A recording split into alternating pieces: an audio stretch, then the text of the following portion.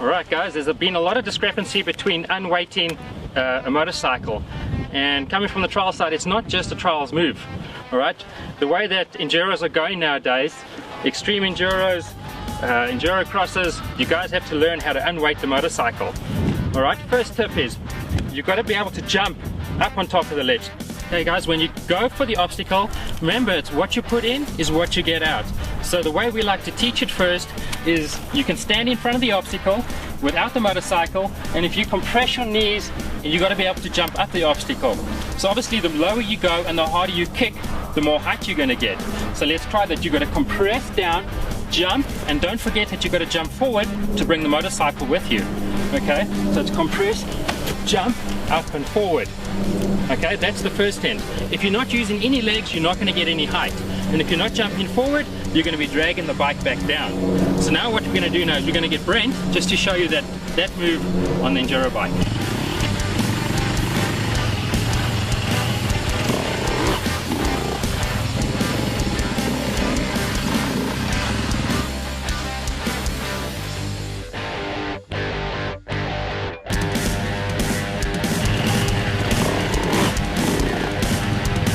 Okay, so we saw Brent put a lot of effort in, and you could see that back wheel jumping right at the top of the tire.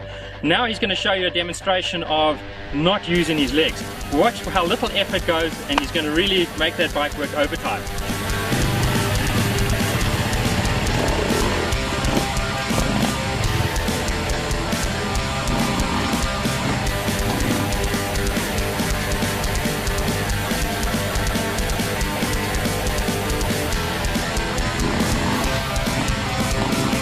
Okay, so we can see from the two examples there that the second one, where he didn't put a lot of effort in to jump up the obstacle, you can see the back tire impacts really hard, leaves the tire, lands back on, and he's a little bit out of shape on top. Now, you've got to picture this as, say now it's a mossy outcropping. You're going to be sliding all over the place. So remember, the more you put in, the more you get out. And don't forget that even that second example we showed you works on this type of obstacle, but later on we're going to go to a bigger obstacle and you'll see that you get stuck.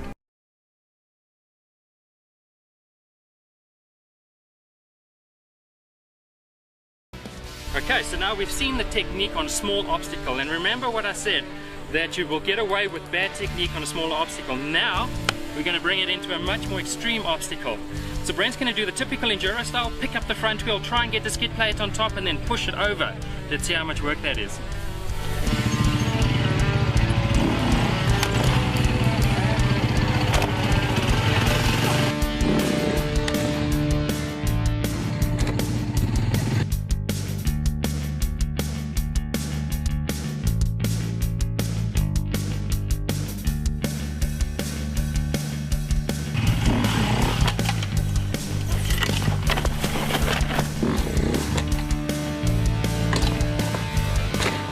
Okay, so we've brought the technique onto a bigger obstacle, and Brent's shown you the normal enduro technique.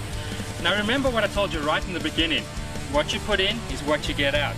So now it's a bigger obstacle. I'm going to have to compress more, and jump forward.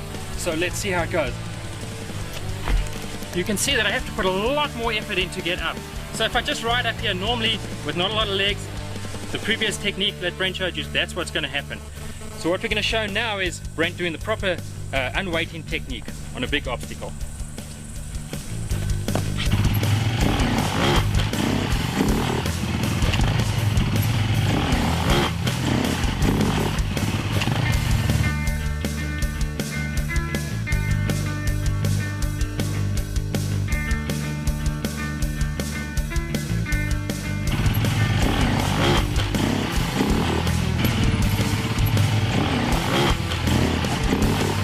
Okay, so now we've seen the proper de-weighting to get that back wheel to the top of the obstacle. And what we're going to do now is we're going to break it down just quickly for you guys so you know exactly how to do it and practice it. Alright, you'll see Brent coming in, he compresses, he picks up the wheel from about the height of the obstacle, lay it on the ground, that's where the front wheel leaves. And a very important part about where that front wheel impacts is just on top. So you need to hit the surface of it so you can get good compression. That drives the motorcycle in, compresses both back and rear suspension, and he comes in.